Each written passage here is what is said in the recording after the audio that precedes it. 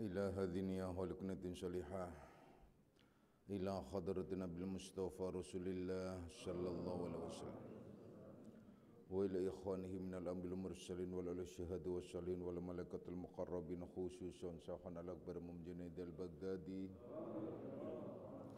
wa khususan yang santri malim Sahib Abdul Halim bersama membaik keberuntungan wa duratum walim al-Fatihah.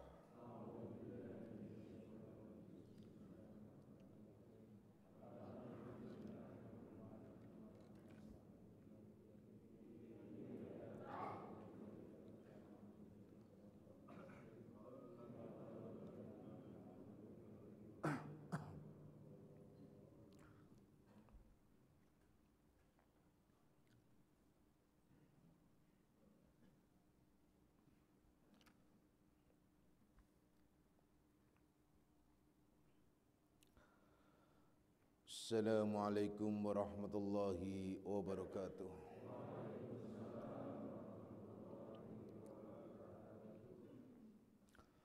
Alhamdulillah Alhamdulillahilladzi karrama bani Adam wa astafa minhumul ulama wa akhtara minhumuz zuhada wal hukama wal kurama wa faddala minhumul arifina billahi wa sifat wal asma wa azaqahum lazzatal mahabbati wa tallahum haqiqatil asya'i minal ardi was sama wassalatu wassalamu ala sayyidina Muhammadin khatamil anbiya alladzi khuliqa min zatihi wa minhu jami'ul asya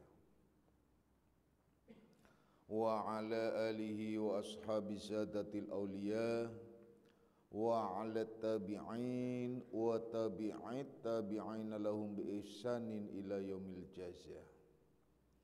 Subhanaka la ilma lana illa ma 'allamtana innaka antal alimul hakim.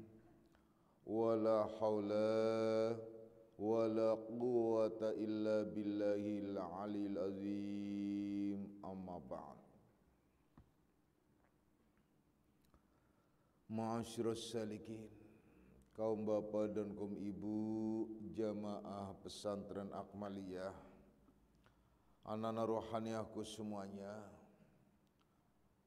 baik yang hadir secara jasmani maupun nafsani, baik yang mendengarkan langsung di pesantren Akmaliyah maupun yang melalui radio online Akmaliyah. Insyaallah mudah-mudahan malam ini kita bersama-sama mendapatkan limpahan rahmah, maghfirah serta hidayahnya. Amin ya rabbal alamin. Mari kita lanjutkan kajian kita di dalam membahas kitab Syarah Hikam Ibnu Athaillah, di mana kita sedang membahas tentang ilmu, baik ilmu yang bermanfaat atau ilmu-ilmu yang mengalir ke dalam diri kita.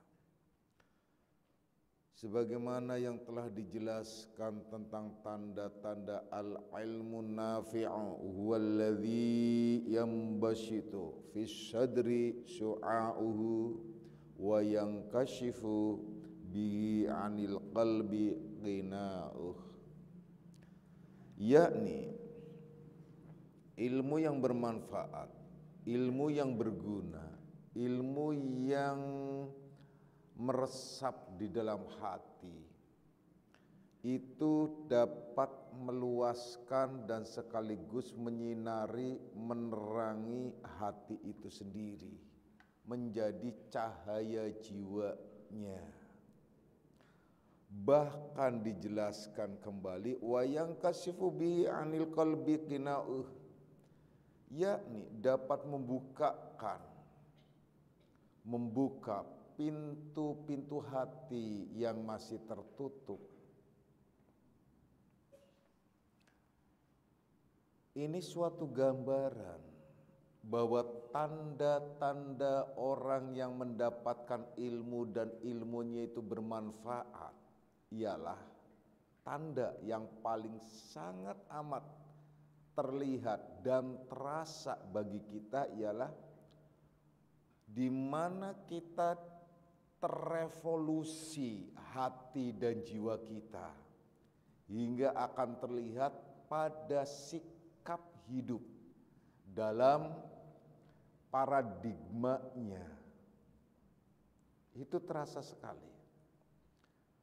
Jadi ilmu yang bermanfaat, ilmu yang sampai ke dalam diri kita, ilmu yang memang meresap di dalam hati kita ialah di mana dapat merevolusi jiwa dan hati kita, yakni akidah. Maksudnya hati itu akidah kita, pandangan kita, sampai kepada sikap hidup kita, sehingga nampak pada dirinya itu sifat-sifat ya, yang satu sabar, kedua tawadhu, ketiga tawakal, keempat qanaah, itu khususnya. Masih banyak lagi. Karena di sini disimpulkan bahwa al-ilmu nafi'u huwallazi yabashitu fis sadri su'a'uh. Jadi bahwasanya ilmu yang bermanfaat itu adalah akan meluaskan dadamu, meluaskan hatimu, meluaskan jiwamu. Jadi orang yang berilmu itu ialah luas hatinya, luas jiwanya, luas pandangannya. Kenapa bisa demikian? Sederhana. Jangankan ilmu agama, ilmu dalam arti ya, satu apa yang hasil dari dari akademik deh. Ilmu ini kan luas, bukan hanya sebatas agama. Ilmu itu bisa didapat di mana saja, terlebih dengan kaitannya dengan masalah jiwa dan hati.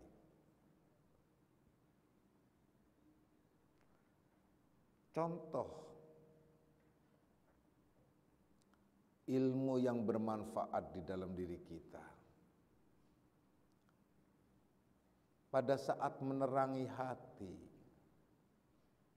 pada saat kalian dihadapkan oleh situasi dan kondisi di mana memakan energi yang ada di dalam diri kita, sebut saja hati dan jiwa kita terguncang, bisa jadi gelisah, bisa jadi merana, bisa jadi bergetar dengan getaran-getaran yang memicu kemarahan. Namun semua itu bisa diredam dengan apa? Dengan ilmu. Contohnya ialah dapat memandang, melihat, mensikapi tentang kehidupan teristimewa sesuatu yang hadir ya, pada dirinya, atau yang membuat gelisah, atau yang membuat merana, atau yang membuat tersiksa, atau yang membuat bergetar hatinya. Itu semua bisa teredam karena melihat dengan sisi ilmu, terutama adalah tauhid khususnya.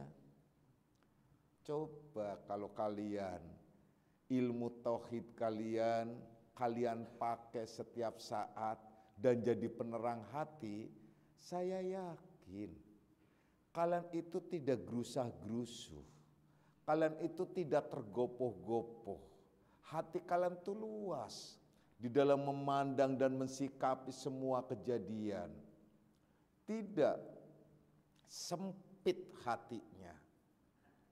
Orang yang hatinya sempit kan mudah marah, sensitif, mudah tersinggung, temperamental, dan lain sebagainya. Karena apa? Tidak berilmu. Ilmunya tidak bermanfaat kalau dia memang berilmu. Kalau orang yang benar-benar berilmu dan ilmu itu bermanfaat dan menjadi obor, menjadi pelita di dalam hatinya, niscaya akan meneranginya. Bayangkan coba, rumah kalau terang, bersih kelihatannya. Kalau terang, benderang, itu jernih, luas rasanya. Coba kalau rumah tidak ada lampunya, gelap, kumuh kelihatannya, sunyi iya, angker mungkin, isinya dedemit, kuntilanak, genderuwo, nah itu loh. Sama tuh, kalau hati kalian tuh gelap, isinya kuntilanak, genderuwo. Kuntilanak apa? Yang suka bawel, cerewet, nah tuh, itu kuntilanak tuh. Kan sukanya cekikikan kalau kuntilanak. Kemudian genderuwo yang suka marah-marah. Jadi kalau ada orang marah-marah, genderuwo. Jadi kalau kalian lihat suaminya marah, lihat. Oh, ternyata suamiku menjelma menjadi genderuwo. Udah gitu aja. Ya kan? Nah, itu hati. Apalagi banyak lagi. Nah, tuh. Terus perhatikan baik-baik. Kalau hati ini terang, nyaman, sebagaimana rumah juga terang, nyaman, karena hakikat hati itu diumpamakan seperti rumah. Bahkan disebutkan qalbu mukmin baitullah, hatinya orang mukmin itu rumah Allah. Yang namanya rumah Allah terang, jelas. Disebutkan di sisi lain tentu saja kebalikannya, qalbun kafir, hatinya orang yang ingkar kepada Allah, yang disebut siapa? Baitut Taghut, rumahnya Taghut, rumahnya iblis, rumahnya genderuwo, rumahnya kuntilanak, gitu loh. Kemudian ada ternyata orang yang berilmu, tetapi hatinya tetap gelap sempit. Karena apa? Diumpamakan ilmu itu ialah seperti energi. Yang namanya energi itu tidak tiba-tiba terang. Kalian punya energi dalam bentuk apa saja, energi dalam bentuk seperti aliran listrik, energi dalam bentuk seperti minyak, energi dalam bentuk apa saja.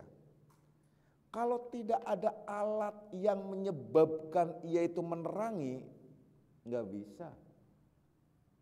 Kalian punya energi listrik besar, tapi nggak ada lampu, nggak ada bohlam, nggak ada apa, nggak bisa terang. Nah, jadi nggak lengkap. Ilmu yang bermanfaat itu ada bohlamnya, ada lampunya, bukan sebatas energi. Ilmu yang tidak bermanfaat itu seperti energi yang tidak ada alat untuk menampung energi yang menjadikan manfaat dan terang. Kalau kalian ilmunya banyak kemudian gak ada alat yang untuk menerima ilmu tersebut, menerima energi tersebut yang menyebabkan energi itu jadi manfaat, menjadi terang, itu malah koslet, malah kebakaran, koslet. Bapak pernah mengumpamakan Akmaliyah ini itu bagaikan sumber energi. Kalau diibaratkan apa tuh namanya listrik, ini bukan sebatas gardu, tetapi sumber listrik. Tinggal kalian bisa enggak mengkonek atau menyambung dari sumber energi itu hingga energi itu sampai ke dalam diri kita dan bisa memanfaatkan energi menjadi lampu, energi itu menjadi untuk hal-hal lain seperti untuk kekuatan dan lain sebagainya, tergantung kalian. Tapi kalau kalian ternyata tidak bisa memanfaatkan energi itu, kalian akan mati di dalam energi itu. Karena apa? Kesetrum. Gitu loh. Coba deh. Percaya. Gitu. Yang dikehendaki mati di sini ya bisa jadi mati akidahnya, ya. Bertambah ngaji di Akmaliyah malah bertambah kalang kabut. Gitu. Kenapa? Karena tidak bermanfaat. Pokoknya ciri khas ilmu yang bermanfaat itu pertama yang kalian rasakan, ini untuk kalian rasakan, kalian tuh jembar manah, jembar hati, atau istilah orang Brebes itu landung ususe, nah itu loh, dawa ususe istilahnya. Jadi apa namanya, luas hati, panjang istilahnya. Apa namanya, panjang dalam dirinya itu berarti ia termasuk golongan orang-orang yang sabar. Maka dirasakan pada saat ia menerima ujian dan cobaan, berbagai macam ujian dan cobaan, itu langsung terlihat dalam dirinya, pandangannya. Tidak serta-merta ia marah, tidak serta-merta ia gregetan, gemes dan lain sebagainya, tetap terkendali. Karena apa? Karena ilmu menerangi. Pertanyaannya itu sebaliknya. Kenapa sih ngajinya tiap hari, bahkan setiap pengajian ikut, torekotnya terus-terusan, istiqomah, tetapi tidak mampu menahan amarahnya, sensitif, mudah marah, dan paling berani itu laki-laki sama istrinya. Berani duah macam-macam, kata-katanya tidak santun, kata-katanya tidak punya etika, kayak kata-kata cah angon istilahnya. Kayak kata-katanya para penggembala atau kata-katanya orang-orang yang di pinggiran jalan. Kata-kata orang-orang yang emperan gitu loh. Itu tandanya memang ilmu itu tidak bermanfaat. Berarti tidak bersemayam di dalam dirinya dan tidak juga menerangi jiwa dan hatinya. Karena pada saat menerangi jiwa dan hatinya muncul sabar. Setelah muncul sabar, ada pada dirinya itu tawakal, penyerahan diri kepada Allah. Ada juga ternyata tawadu, rendah hati. Ada juga ternyata qanaah, yaitu nerimo. Wih, itu ilmu sangat istimewa. Sebenarnya kalau kalian ilmunya itu adalah benar-benar menerangi hati kalian, itu sifat-sifat itu bahkan akan meliputi sifat-sifat yang lainnya. Kenapa sih? Sederhana banget kok. Coba kalian amalkan ilmu tauhid kalian. Pandangan kalian tentang tauhidul af'al, tauhidul asma, tauhidul sifat. Benar-benar kalian faham bahwa semua perbuatan kembali kepada Allah. Kemudian nama, sifat dan zat. Kemudian kalian rangkum dengan berbagai macam pemahaman-pemahaman yang telah kalian terima. Itu istimewa banget. Tapi kadang terjebak di dalam tauhid sehingga mengabaikan usaha dan ikhtiarnya. Itu yang terkadang terjebak. Tapi ciri khasnya itu jelas sekali. Akhirnya yang merasakan yang ada di lingkungan terdekat kalian, orang-orang yang terdekat itu sangat amat merasakan perubahan dan amat sangat merasakan aura yang membawa kesejukan. Jadi ciri khas orang yang berilmu itu apabila ada orang yang dekat, itu orang yang mendekati orang yang berilmu itu terasa sekali auranya, sejuknya, amannya, nyamannya. Terasa aman, terasa nyaman, terasa tentram, terasa menggairahkan, terasa semuanya itu ada. Itu ciri khas, efek daripada aura ilmu. Kalian bisa tanya, bagi laki-laki yang punya istri dan anak, tanya terhadap anak istri, gimana rasanya kalian selalu bersama saya? Kalau sama bapak mah sebel aja, bikin sebel, direse itu. Oh ya udah, berarti ilmunya belum bermanfaat, gitu loh. Atau istrinya ditanya lagi, gimana kamu kalau dekat dengan saya? Empet rasanya Pak, waduh sakit. Wah ini makin sepet juga, gitu. Wah ini ribet lagi. Dikangeni, kalian dikangeni anak, dikangeni istri, istri dikangeni suami, dikangeni anak. Itu paling tidak ada ilmu di dalam dirinya, aura itu. Iya, orang istri saya kangen banget, Pak Sri kangen banget. Ya kangen apanya? Kangen pengen apa? Nagih mulu. Nagih apa sih? Nagih gajinya, nagih udah macem-macem deh. Karena utangnya banyak gitu loh. Repot lagi kan, persoalan lagi. Coba deh. Akhirnya, inti dari ilmu dan efek dalam dirinya ialah satu kalimat yang sering Bapak ungkapkan, akhlakul karimah, akhlak yang mulia, yang bisa dijadikan uswatun hasanah, contoh yang baik. Dan ini yang disebut puncak orang yang beragama. Jangan kepedean mengklaim dirinya orang ahli agama. Jangan kepedean mengklaim dirinya orang ahli tauhid, ahli hakikat, ahli torekoh, ahli kalau akhlaknya itu masih sama dengan orang umum, apalagi sama dengan orang-orang yang ingkar. Sementara Rasulullah sallallahu alaihi wasallam menyatakan tukhliful musyrikin, lainkan dirimu dengan orang-orang musyrik.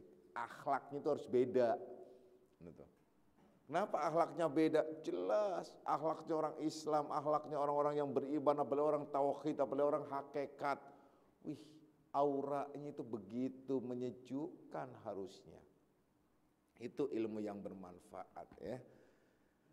Anak-anakku semuanya. Kemudian juga menjelaskan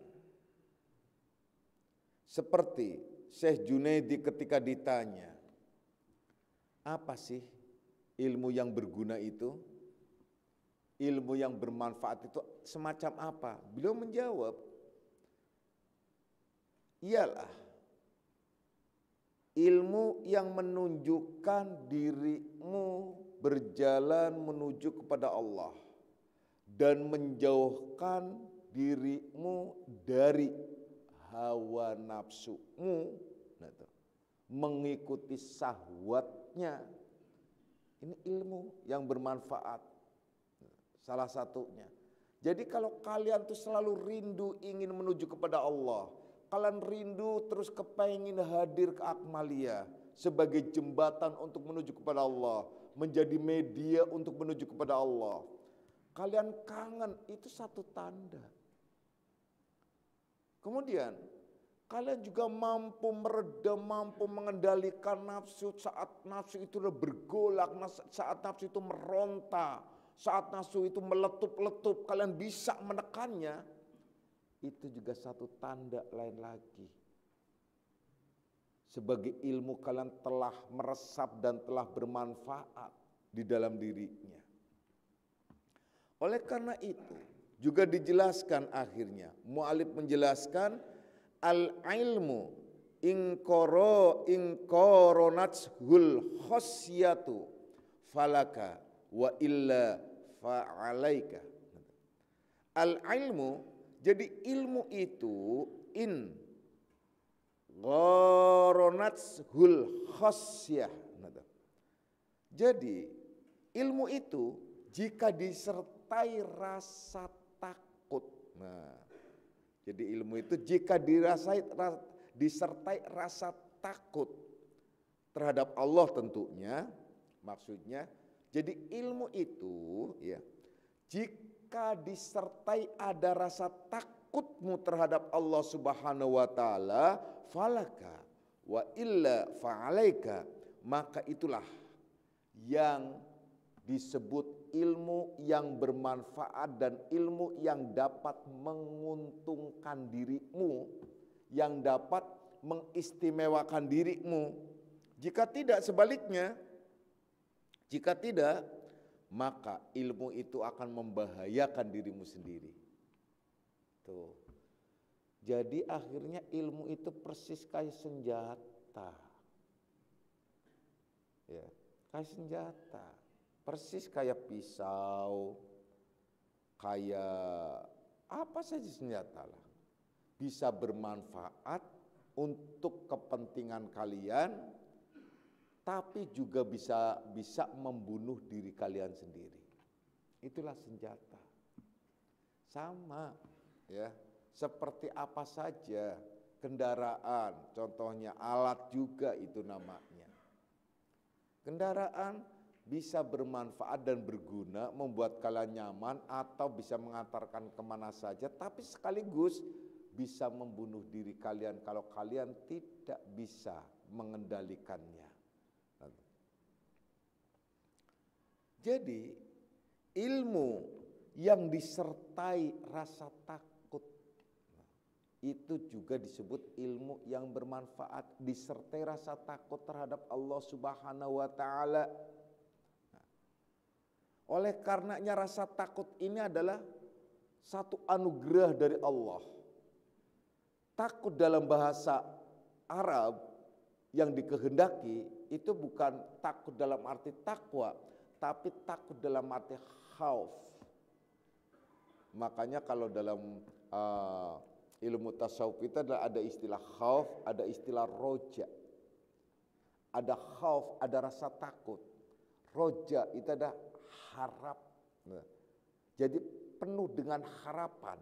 Mungkin boleh dalam tanda kutip bahasa lain atau kata lain bisa diterjemahkan optimis. Nah, itulah. Jadi ada harapan, jadi tidak pernah putus asa berharap terhadap Allah Subhanahu wa taala, kendati pun doanya tidak pernah dikabulkan atau doanya belum nyata dikabulkan, karena setiap doa pasti dikabulkan. Dia tidak pernah berhenti dari harapan-harapan. Dia tidak pernah berhenti dari cita-cita atau keinginan apa yang ia akan tuju. Jadi optimis banget, rojak banget istilahnya. Aja dia punya sifat rojak di dalam dirinya. Tapi sekaligus juga di dalam rojak itu ada di dalam dirinya itu yang disebut khauf, takut. Bukan berarti kalian telah mengerti tauhid kemudian tidak ada rasa takut terhadap Allah. Na'udzubillahi min zalik. Itu yang akan membuat celaka bagi kalian. Contohnya, karena kalian sudah merasa bertauhid dan faham tentang tauhid perbuatan Allah dan sebagainya, ada yang bahkan nantang. Lah, neraka juga yang menciptakan Allah.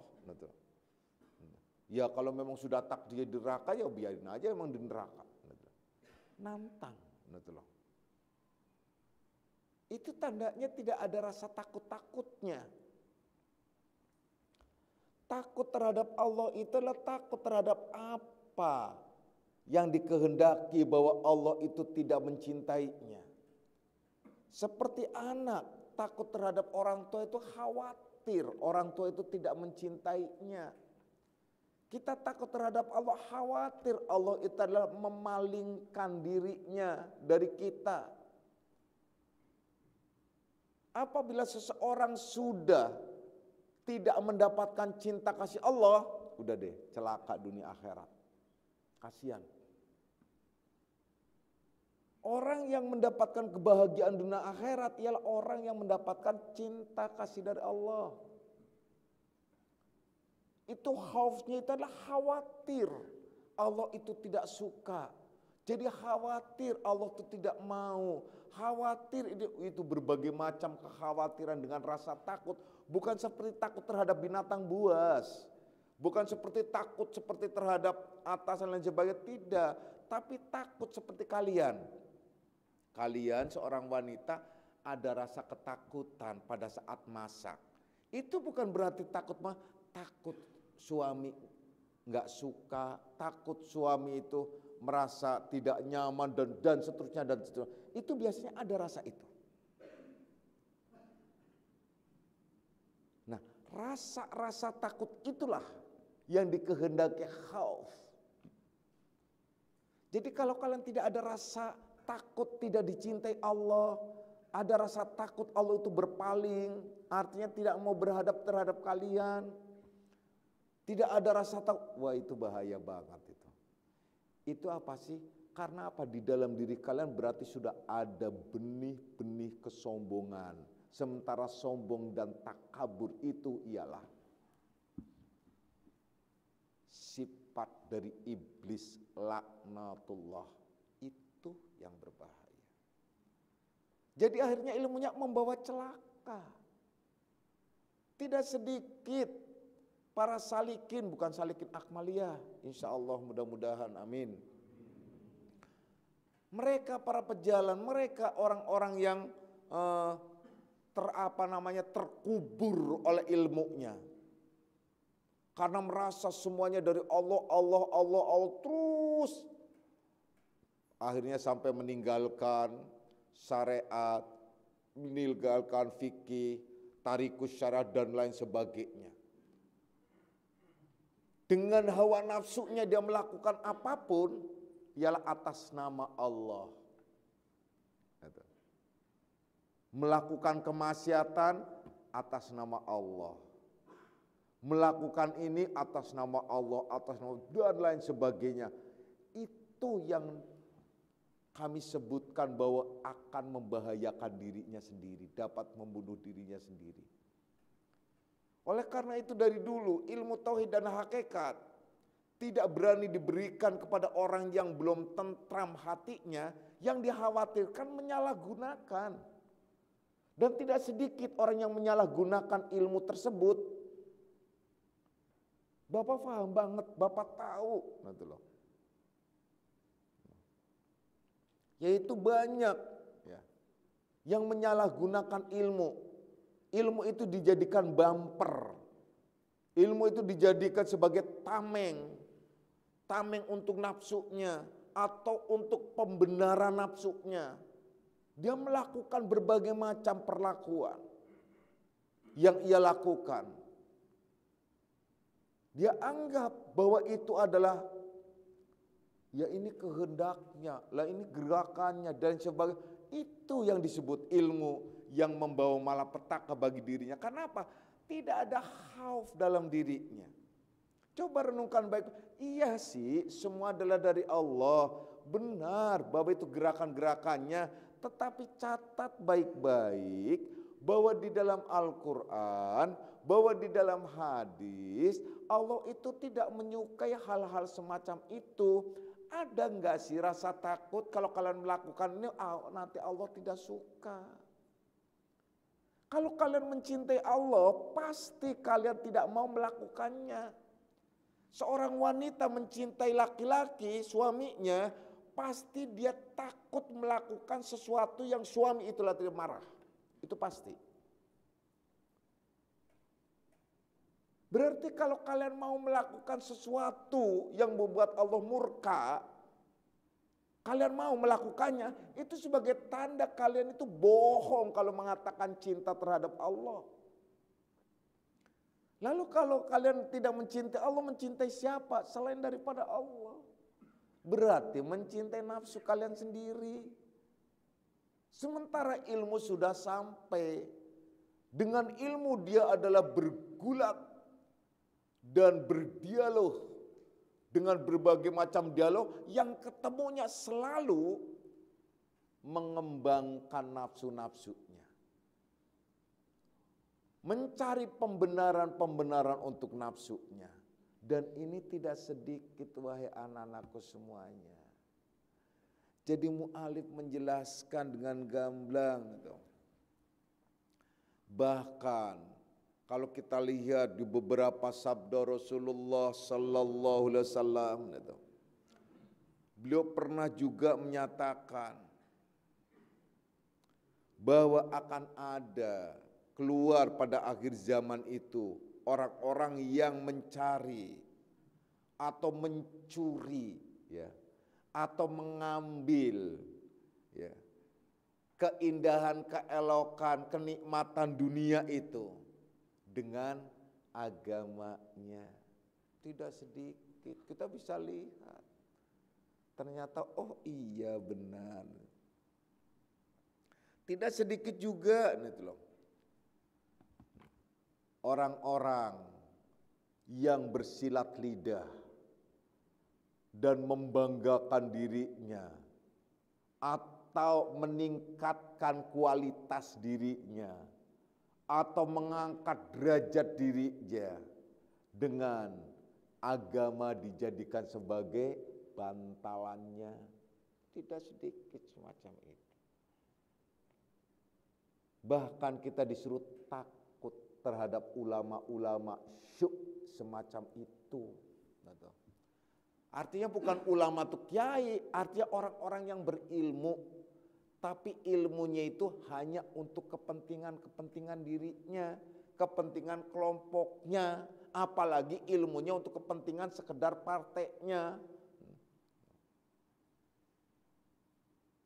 Kalau disebutkan lagi tanda-tanda ulama syuk itu, ulama yang senang bahkan menjilat-jilat dalam tanda kutip, ya, berdekatan dengan para pejabat dan penguasa, senang banget rasanya. Wah, kalau dia nyembah-nyembah, datang-datang, itu tandanya ulama syuk, ulama yang jahat. Itu kalau ulama dikaitkan dengan masalah kekiaian, mubalih gitu loh. Rasanya udah bangga banget kalau dekat dengan pejabat. Dia bangga banget kalau dekat dengan penguasa. Dia bangga banget bahkan bisa membela-bela. Bahkan dia berani menutupinya. Bahkan dia berani juga menjual ayat-ayat demi kepentingannya. Pejabat yang soleh ialah pejabat yang selalu mendatangi para kiai. Nah, para ulama itu tandanya pejabat yang soleh. Yang takdim, taslim, mahabbatul ulama, yaitu ulama warasatul anbiya, itu kebalikannya, itu tandanya itu semacam itu. Di sini dijelaskan lagi juga hadis yang menyatakan ada suatu saat ya, suatu saat akan ada tiba ya, bahwa Al-Quran itu sebatas tulisan-tulisan dan bacaan-bacaan yang yang dipertontonkan sebagai keindahan lisan, sebagai tulisan kaligrafi belaka, tapi tidak ada yang mengamalkan atau isinya bahkan terabaikan. Banyak juga akhirnya masjid-masjid kosong. Ini hal ilmu ini, karena ilmu sudah mulai nggak bermanfaat. Banyak masjid-masjid itu kosong. Isinya apa? Isinya hanya orang-orang munafik.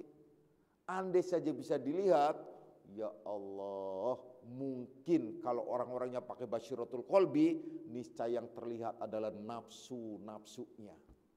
Maka mewujud nafsu itu dalam bentuk nafsu binatang.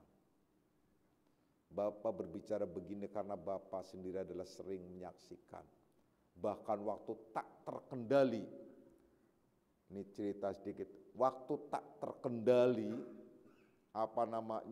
tak terkendali basyiratul qalbinya, saya sampai turun dari khutbah Jum'ah. Karena tidak saya lihat yang di hadapan saya, tidak ada manusia. Saya nangis turun, sampai tadi digantikan, sampai kaget. Dan akhirnya masjid itu tidak pernah pakai saya lagi. Alhamdulillah saya pikir. Jadi saya dipecat. Gitu. Karena ya itu kelihatan begitu semacam. Nah itu kalau orang-orang yang khusus itu apabila melihat ya Allah ya Karim sedih. Banyak. Karena apa? Karena ruhnya masjid dan musola itu kan kiai dan ustadz. Kalau ada musola minimal ada ustadz. Harusnya itu ustadz yang memang benar-benar di situ. Yang menjaganya itu ruhnya. Ruhnya masjid ya kiai sebenarnya. Tidak ubah seperti ruhnya pesat ya kiai. Kalau tidak nggak bisa. Sekarang masjid-masjid sebagai contoh itu nyaris susah kita cari kiainya itu siapa. Karena apa masjidnya? Masjid RW, masjid kelurahan, masjid RT, masjid adanya begitu. Ributnya pengurusnya ya dari pengurus RW, pengurus RT, pengurus kelurahan dan lain sebagainya. Bukan adalah sentralnya itulah kiainya. Dulu itu yang namanya masjid berdiri itu pasti ada nongkrong kiai di situ. Itu kalau di desa-desa di mana-mana itu pasti ada. Kalau di Jakarta kota gede susah. Sehingga masjid akhirnya apa? Akhirnya hanya sebatas ajang promosi. Mungkin ramenya setahun maksimal 3 kali. Waktu nanti sebentar lagi ada acara seremonial Maulidan atau Isra Mi'raj atau mungkin rame lagi kalau Idul Adha atau Idul Fitri dalam sholatnya atau mungkin kalau saat lagi taraweh dan yaitu lain sebagainya. Jadi tidak dalam posisi yang sebenarnya didatanginya masjid. Didatanginya itu karena di situ orang terkait dan orang itu semacam kayak termagnetik. Karena apa? Ada aura ruhaniyah yang muncul dari ruh masjid itu ialah kiainya. Karena tidak ada, Rasulullah menyatakan dan sudah mensinyalir masjid itu menjadi kosong, hampa. Bagaikan jasad yang tak berruh. Karena apa? Ilmunya sudah tidak bermanfaat. Anak-anakku semuanya, di dalam agama itu adalah memang sentral itu perlu. Seperti contoh, banyak orang tua mau memesantrenkan anaknya itu bukan atas dasar kurikulum biasanya. Rata-rata itu atas dasar melihat kiainya. Jadi pesantren itu nyaris tidak pernah menjual kurikulum seperti akademi-akademi formal. Pesantren itu yang dilihat ialah kiainya. Kalau kiainya, oh ya udah didatengin berduyun-duyun santri-santri dan orang tua menitipkan anaknya karena melihat kiainya dan itu adalah aura dari kiai itu sendiri itu sebagai contoh. Ya. Sehingga di sekitar pesantren itu nyaris seperti kota santri, kampung santri dan selanjutnya. Karena apa? Di situ ada ilmu yang bermanfaat. Baik ilmu dalam arti lahiriah, ilmu batiniah, atau ilmu hakikat. Bahkan istimewa pada saat ilmu rahasia, ilmu sir. Yang menguasainya manfaatnya adalah auranya sangat dahsyat sekali. Merambah di setiap lapisan. Ya. Lapisan molekul-molekul. Terlebih lagi molekul itu ada pada oksigen dan oksigen dihirup oleh orang itu. Istimewa banget sebenarnya. Makanya beruntung orang yang berdekatan dengan para kekasih Allah yang ilmunya bermanfaat. Kenapa? Pada saat berdekatan, sadar atau tidak, menerima atau tidak, jijik atau senang, nikmat atau tidak nikmat, kalian akhirnya saling menghirup oksigen yang sama. Coba deh. Kalau berdekatan, seperti saya cuma berdekatan begini, saya akan mengeluarkan nafas yang dari dalam setelah dihirup oksigen, menyebar. Dan kalian menghirup. Dan kita berarti sama saling menghirup dalam satu, apalagi satu ruangan. Dan itu yang dikehendaki, istimewanya orang yang berdekatan. Ada efek-efek khusus. Makanya Bapak tadi katakan, ada orang yang akhirnya apa sih? Rasa tentram, rasa tenang, rasa nyaman. Kalian ketemu dengan orang tertentu, ada rasa sejuk, ada rasa tenang, ada rasa nyaman. Nah kalian kadang-kadang orang ketemu sama kalian bukannya nyaman, bawaannya pengen gaplok, itu repot itu. Itu berarti auranya itu, aura ke kiri itu loh ya. Ada lagi 4 rasa yang lihat orang itu sumpamanya. Wah itu orang bawaannya 4 banget. Mukanya itu muka ngajak berantem terus sumpamanya. Ini kan lain lagi. Kalau kalian contohnya melihat auranya istri, auranya suami, begitu dahsyat, dekat gitu loh ya. Istimewa, apalagi orang tua, apalagi teman, saudara dan sebagainya. Begitu, ada satu girah.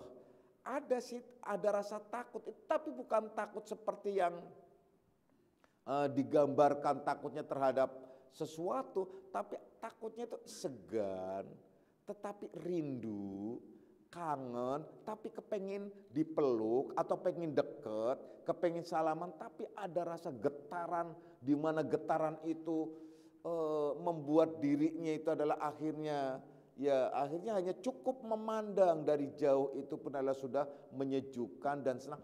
Itu juga istimewa dan itu juga cukup mamanya. Itu tanda-tanda. Wahai anak-anakku semuanya, jadi jangan kalian seperti ulama-ulama orang yang berilmu, yang saya katakan ulama di sini orang-orang yang berilmu, tetapi orang itu tidak bermanfaat ilmunya. Bahkan Bapak sering menjelaskan dan diungkapkan juga di dalam kitab Ad-Durrun Nafis, bahwasanya fa'alimum bi'ilmihi lam ya'malan mu'adzabum min qabli abidil wasan. Bahwasanya orang yang berilmu tidak diamalkan itu akan diazab terlebih dahulu ya daripada orang yang menyembah berhala. Nah itu loh. Jadi kalau kalian mendapatkan ilmu, seberapapun ilmu kalian dan seberapa pula kalian bisa mengamalkan, yang penting bisa mengamalkan, itu saja. Tapi ilmu banyak disusah diamalkannya, semampu kalian mengamalkan. Amalkan terus. Nah, bentengi diri kalian dengan khauf dan roja. Dengan rasa takut terhadap Allah, takut Allah adalah tidak mencintainya, takut Allah tidak menyukainya, takut Allah itulah tidak melihatnya, artinya tidak memperhatikan ya. Takut dan takut berbagai macam rasa takut itu yang akhirnya menyebabkan kalian terbentengi dari berbagai macam perbuatan-perbuatan yang akan menjerembabkan diri kalian menjadi orang-orang yang nista. Wahai anak-anakku semuanya, dahsyat sekali rasanya kalau sudah berbicara ilmu ini, banyak sekali. Makanya ilmu yang bermanfaat di dalam diri itu yang Bapak jelaskan ialah ada beberapa hal. Pertama ialah adab, cara menerima ilmu, adab nih. Kalian seorang salikin harus mempunyai adab agar ilmu itu bisa bermanfaat di dalam diri. Adabnya apa sih? Berbagai macam. Kalau kalian melihat adab ya di dalam menuntut ilmu, adab seorang salikin, wah istimewa banget. Kalian duduk nyender aja, sedangkan gurunya tidak nyender, itu sudah tidak adab. Nah, itu akan mengurangi manfaatnya ilmu. Kemudian kalian selonjor sumpamanya, mentang-mentang kalian online, online ini selonjor aja deh. Nah itu loh. Nah, ada yang selonjor, buru-buru dibenerin tuh ya. Nah, soalnya yang lagi online itu ya, itu juga akan mengurangi manfaatnya ilmu. Jadi benar-benar ilmu itu bermanfaat pada saat adab gitu. Pakaian, kemudian duduk. Kalian sudah adab dalam hal lain, kalian sudah. Contohnya tidak memakan makanan, tidak merokok, tidak melakukan kegiatan-kegiatan manusia umumnya gitu loh. Itu sudah adab istimewa banget. Ini yang menolong kalian. Artinya kalian adalah mendapatkan ilmu yang bermanfaat. Itu insya Allah, amin ya robbal alamin. Oleh karenanya kami sengaja mensakralkan di dalam menuntut ilmu supaya apa? Supaya ilmu itu bermanfaat. Dan yang lebih istimewa lagi, adab yang istimewa di mana kalian wajib menghadirkan diri kalian itu utuh, lahir dan batin. Jangan hanya lahiriahnya saja, batinnya kalian tidak hadir. Mana batinnya kalian tidak hadir? Kalian lahiriahnya hadir di sini, tapi pikirannya kemana-mana. Nah, itu juga tidak adab dan tidak akan bermanfaat ilmunya. Nah, apalagi banyak sebenarnya ya adab-adab tersebut. Yang paling penting ialah kalian menghadirkan diri kalian lahir dan batin, duduk yang tentram, jangan banyak kegiatan-kegiatan duniawiyah. Contoh lain ialah seperti kalian duduk sekarang, tidak melakukan kegiatan layaknya kalian kayak orang sholat, tidak melakukan kegiatan apapun. Kalau kentut boleh nggak Pak? Yang penting nggak bunyi, nggak apa-apa ya. Kalau bunyi mengganggu lingkungan, gitu loh. Maksudnya mengganggu lingkungan kenapa? Lingkungan jadi berpikir aneh-aneh yang akhirnya menjadi zone dan lain sebagainya. Itu akan mengurangi manfaatnya. Yang penting kalian bisa men-silent itu aja ya. Nggak apa-apa, nah itu loh ya. Apalagi banyak lagi itu adab-adab tersebut ya. Ya, adab-adab tersebut banyak sebenarnya. Nah, tapi yang paling utama itu tadi hadir dan menghadirkan diri kalian itu adalah lahir dan batin utuh. Duduk yang tentram, jangan banyak kegiatan. Kalau orang ngaji sambil makan, sambil minum, sambil ngerokok, sambil apa saja, sebenarnya tidak akan bermanfaat. Kurang banget. Artinya andai saja prosentasenya ilmu adalah ilmu itu yang mengalir 100%, top 0,5% dia bisa nyangkut, bisa bermanfaat, itu sudah top banget. Kalau sambil kegiatan macam-macam. Di sini sudah tidak ada kegiatan itu semua. Oleh karena itu saya yakin, dengan hakul yakin, ilmu ini adalah akan bermanfaat pada diri kalian semua. Insya Allah pula ilmu yang kita terima menjadi ilmu yang benar-benar diridhoi oleh Allah Subhanahu wa Ta'ala. Dan insya Allah kita semua golongan menjadi kekasihnya Allah. Amin ya robbal alamin. A'udzubillahi minasyaitonirrajim. Bismillahirrahmanirrahim. Raditu billahi rabban alamin dinan wa bi Muhammadin nabiyya.